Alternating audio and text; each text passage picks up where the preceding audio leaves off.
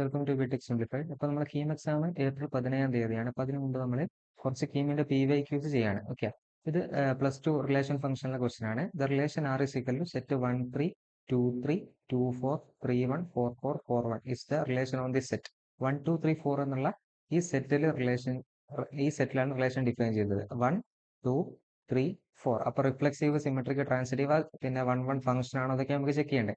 അപ്പോൾ റിഫ്ലെക്സീവ് എന്ന് പറഞ്ഞാൽ എന്താ, ഓരോ എലമെന്റിനും അതിനോട് തന്നെ ബന്ധം ഉണ്ടാവണം. അപ്പോൾ ഈ സെറ്റിൽ ഒരു റിഫ്ലെക്സീവ് റിലേഷൻ ഡിഫൈൻ ചെയ്യുമ്പോൾ പറഞ്ഞാൽ ഏതൊക്കെയാ, 1 1 2 2 3 3 4 4. ഈ എലമെന്റ്സ് എന്തായാലും ഉണ്ടാവണം. അതിവിടെ ഇല്ലല്ലോ, 1 1 തന്നെ ഇല്ല. അപ്പോൾ റിഫ്ലെക്സീവ് അല്ല. ഇനി ട്രാൻസിറ്റീവ് എന്ന് പറഞ്ഞാൽ എന്താ, AB ഉണ്ട്, BC ഉണ്ടെങ്കിൽ എന്ത് റിലേഷനിൽ ഉണ്ടാവണം, AC റിലേഷനിൽ ഉണ്ടാവണം അല്ലെ.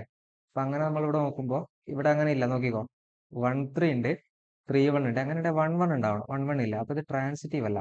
ഇനി സിമെട്രിക് ആണോ, 1 3 ഉണ്ട്, 3 1 ഉണ്ട്, 2 3 ഉണ്ട്, 3 2 ഉണ്ടാവണം. 3 2 ഇല്ലല്ലോ, അപ്പൊ സിമെട്രിക് അല്ല.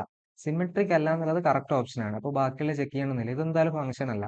കാരണം 2 എന്തുണ്ട്, മോർ ദാൻ 1 ഇമേജ് ഇല്ലേ, 2 3ലേക്കും 2 4ലേക്കും പോയിട്ടുണ്ട്. അപ്പോൾ അത് പറ്റില്ല. അപ്പൊ ഇത് ഫംഗ്ഷനും അല്ല. അപ്പൊ നമ്മുടെ കറക്റ്റ് ആൻസർ എന്താണ്, നോട്ട് സിമെട്രിക്. അതാണ് കറക്റ്റ് ആൻസർ.